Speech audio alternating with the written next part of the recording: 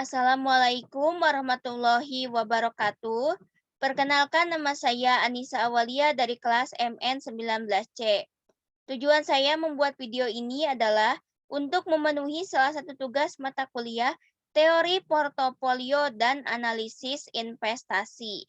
Di sini saya akan mempresentasikan materi tentang cara investasi syariah di bibit untuk pemula dan apa bedanya reksadana dan saham.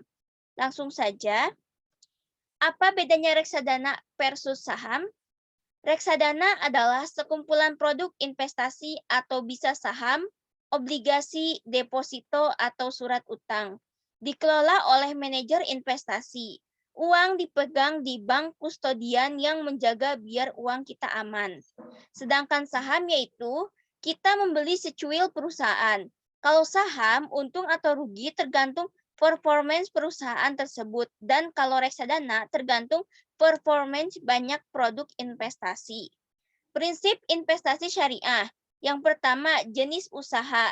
Jenis usaha, produk, barang, atau jual, serta akad dan pengelolaan emiten tidak boleh berseberangan dengan prinsip syariah. Yang kedua, pendapatan yang berbasis bunga kurang dari pendapatan syariahnya. Yang ketiga, utang berbasis bunga kurang dari aset diawasi OJK dan Dewan Pengawas Syariah. Kelebihan dan kekurangan reksadana. Dari segi positifnya yaitu cocok untuk pemula karena dibantu manajer investasi yang tugas sehari-harinya memang mengelola uang orang lain.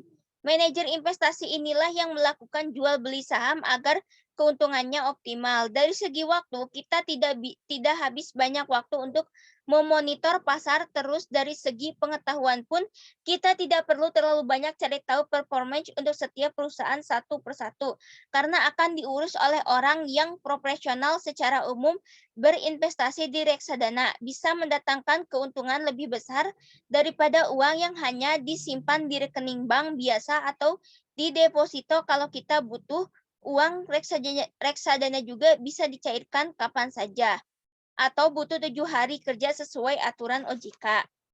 Sisi positif lainnya yaitu resiko rugi relatif rendah karena reksadana adalah gabungan dari berbagai produk investasi. Kelebihan dari reksadana lainnya yaitu tidak butuh modal banyak, bahkan hanya bermodal rendah 10.000 juga sudah bisa mulai investasi.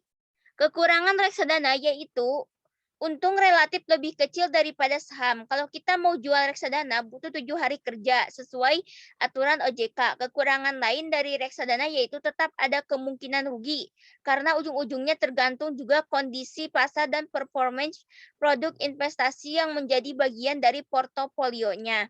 Kenapa kita harus investasi di bibit?